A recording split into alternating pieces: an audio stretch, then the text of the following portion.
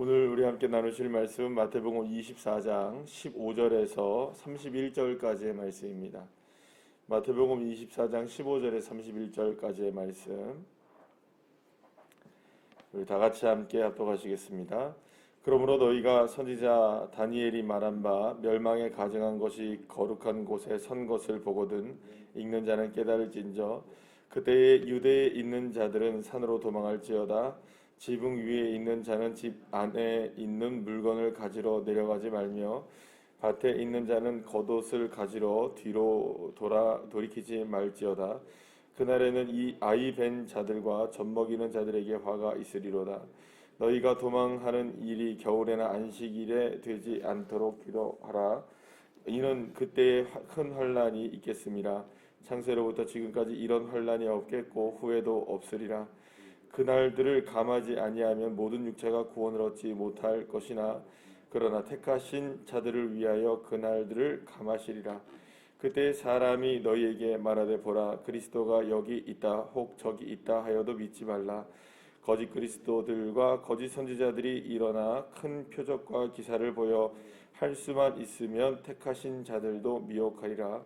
보라 내가 너희에게 미리 말하였노라. 그러면 사람들이 너희에게 말하되 보라 그리스도가 광야에 있다 하여도 나가지 말고 보라 골방에 있다 하여도 믿지 말라. 번개가 동편에서 나서 서편까지 번쩍임같이 인자의 임함도 그러하리라. 죽음이 있는 곳에는 독수리들이 모일 것이니라.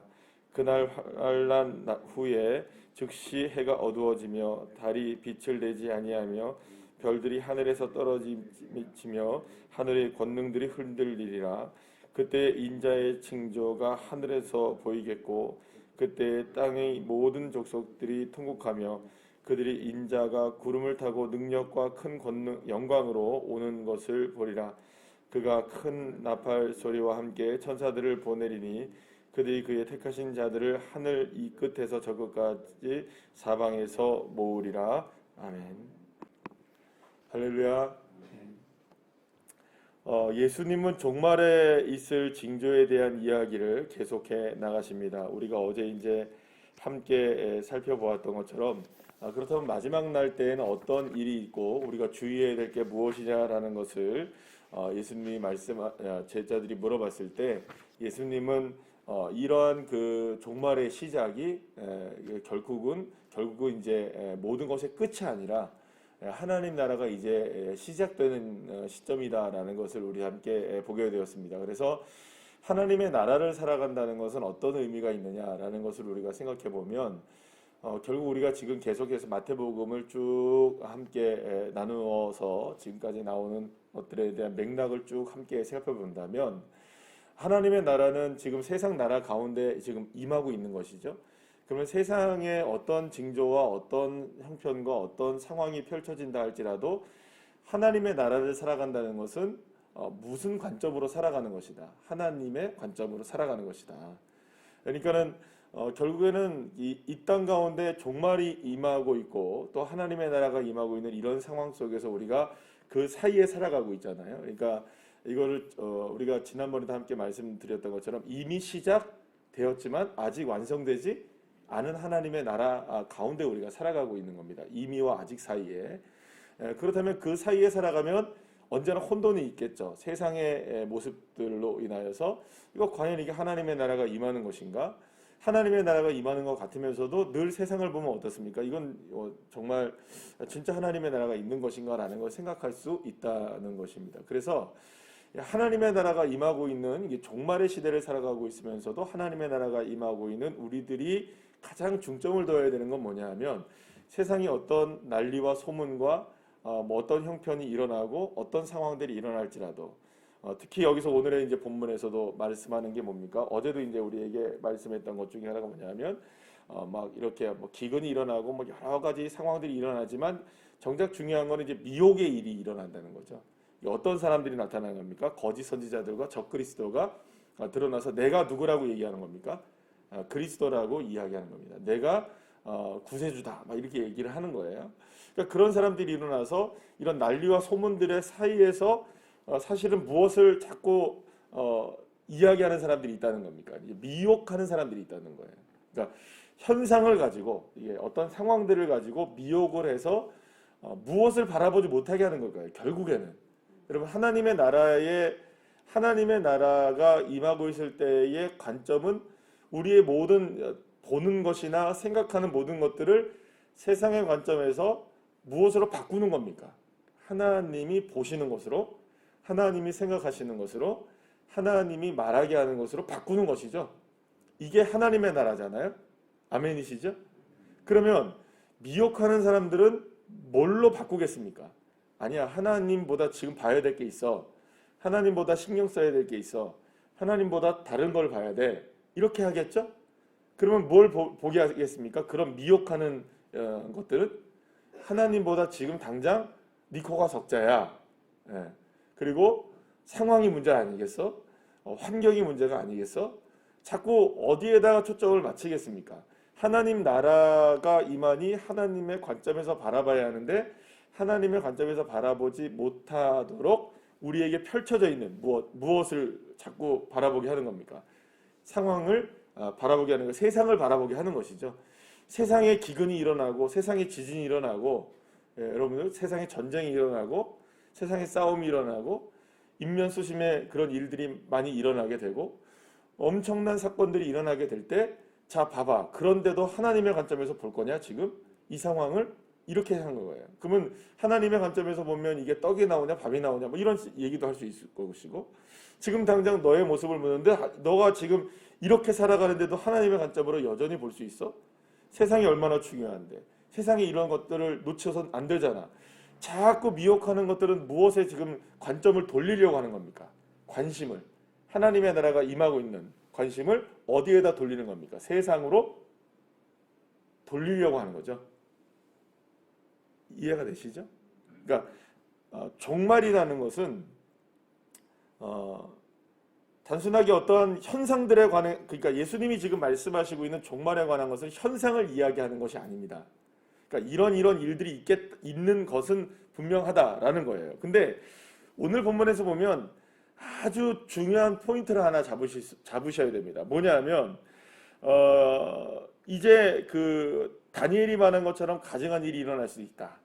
그러니까는 가증한 것이 쓸 수 있다. 이렇게 얘기하는 것은 실제로 구약 시대 때부터 마지막 종말 때 일어나는 여러 가지 현상들에 대한 일들을 이야기하는 겁니다. 계시록에도 그런 것들이 나오기도 해요. 근데 중요한 건 뭐냐면 그렇게 해서 정말로 높은 산으로 도망을 해야 되고 뭐 이렇게 하는 상황들이 일어날 때에 사람들이 어떻게 합니까? 17절, 18절 이렇게 두 구절의 말씀을 보시면 이런 일들이 벌어져요. 지금 종말이 막 임하고 있어요. 예, 그래서 누구를 지금 봐야 됩니까? 진짜 종말입니다. 이거는 뭐 이렇게 뭐 말하자면 진짜 마지막 때에 주님이 임하시는 장면을 보는 거예요. 그러면 그거 정말 종말이죠, 그죠? 세상의 종말인 거예요. 세상. 여기서 조금만 더 생각을 해보면 조금 어려우실 수 있겠지만 이걸 조금만 더 구분을 조금만 할게요. 새벽이지만 조금 구분을 해야 될 것 같아요. 세상이 말하는 종말과 하나님이 말하시는 종말이 같을까요? 다를까요, 여러분? 세상의 종말은 세상의 끝이에요, 그죠? 근데 하나님이 말하시는 종말이라는 말은 하나님의 나라가 완성되는 겁니다. 이해가 되시죠? 그러면 여러분 하나님 나라가 완성된다는 것은 더 이상 무엇이 필요 없다는 거죠. 세상이 필요 없다는 거예요. 그러니까 세상의 관점도 필요 없고 세상의 모든 것들이 다 이제는 더 이상 무용지물이 되어버린다는 거예요. 하나님의 나라가 완성되어지면 그렇잖아요. 그게 이제 하나님이 말씀하시는 종말에 대한 관점입니다. 이게 하나님의 나라의 완성이라는 것이 종말의 모습이고요. 그러면 여러분 보세요. 가증한 것들이 일어나서 진짜로 하나님의 나라가 완전하게 이루어지는 종말이 일어날 때 그때에 사람들이 뭘 하는 줄 아십니까? 지붕 위에 있는 자들은 그러면 어디로 해야 됩니까? 이게 지금 하나님의 나라가 완성이 되어지면 그러니까 하나님의 나라가 완성이 되어지면 집 안으로 내려가서 물건 가져갈 이유가 있습니까? 없습니까? 없죠. 그렇죠? 밭에 있는 사람이 겉옷을 가지러 뒤로 돌아갈 이유가 있습니까? 없습니까? 없죠. 이게 지금 무슨 얘기를 하고 있는 거냐면 이런 의미입니다. 그러니까 하나님의 나라가 완전히 완성이 되는 그런 종말이 온다 할지라도 사람들은 여전히 무엇을 지금 신경 쓰고 있다는 겁니까? 여전히 자신의 삶을 신경 쓰고 있다는 거예요. 그러니까 종말이 정말로 다가와서 하나님의 나라가 완성되는 시점이 와도 사람들은 여전히 자기 할 일 하고 있다는 거예요. 하나님 나라에 관심이 있다는 겁니까? 없다는 겁니까? 하나님 나라가 완성되는데도 하나님 나라에 관심이 없는 거예요. 마지막 종말이 오는데, 그러니까 세상에 완전한 종말이 오는데도 여전히 자기들은 뭐 하겠다는 겁니까? 밥 갈러 나가고 돈 벌러 나가고 내일 시험 볼 거 시험 생각하고 있고, 여전히 지금 뭐 하고 있는 겁니까? 오늘 뭐 먹어야지? 이 생각하고 있고. 그러니까 계속해서 사람들은 어디에 집중하고 있는 겁니까? 예, 세상의 삶에 집중하는 거죠. 상황들에. 예수님은 지금 그런 미혹들이 수없이만 일어날 것이다라는 거예요. 그런 미혹들이. 근데 여러분들 지금도 보면 처음에 좀 말씀드렸던 것처럼 우리는 아직까지 완전한 종말 가운데 있습니까? 아니면 종말을 향해 가고 있습니까?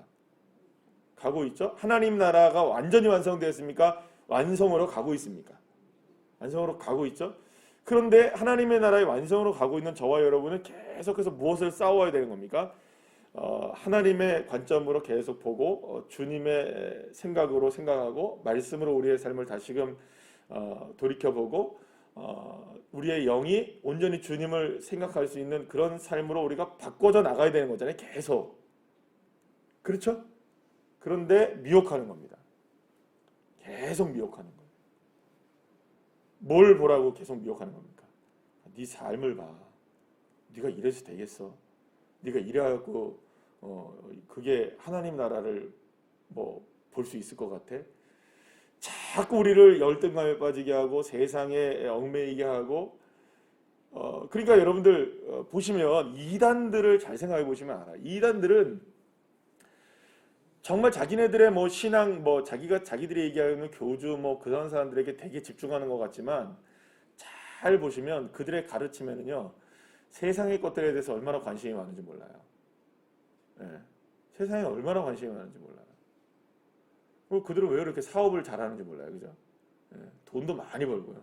돈에 얼마나 관심이 많은지. 네. 이게 지금 여러분들 우리가 생각해 보면 이런 모든 것들을 다시 한번 종합해서 좀 말씀을 드리면 이런 겁니다. 저와 여러분이 지금 미혹의 세상 가운데 살아가고 있습니다. 네. 악한 것들이 정말 저와 여러분을 미혹합니다. 할 수만 있으면 어떻게 한다고요? 여기 24절 네. 택하신 자들도 미혹한다. 어떤 것을 통하여서라도 내가 기적을 막 일으키고 표적을 일으키고 기사를 일으키고 막 이런 일들을 일으켜서라도 봐라 나는 이런 능력이 있는 사람이야. 그러니 너희들 자꾸 지금 내가 하는 일을 너무 무시하지 마. 막 이러는 거예요.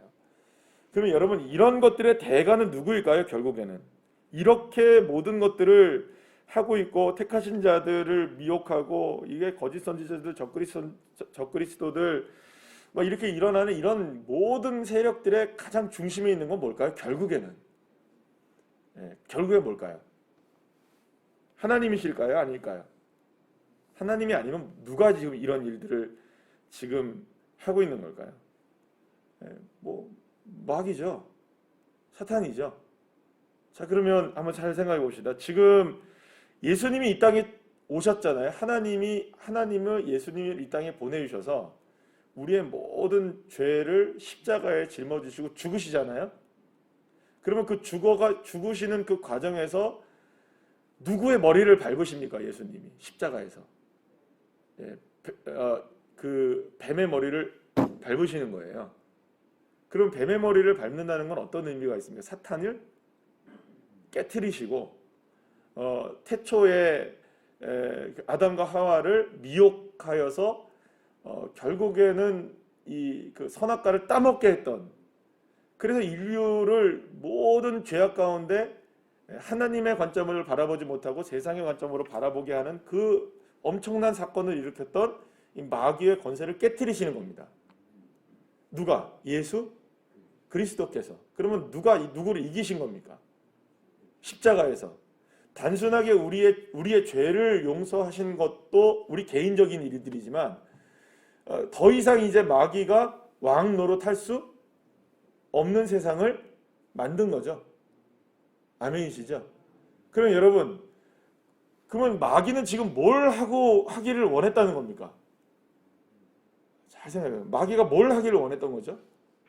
자기가 왕이 되기를 원했던 거죠. 그러면 자기가 왕이 될 수 있는 방법은 뭐예요, 여러분?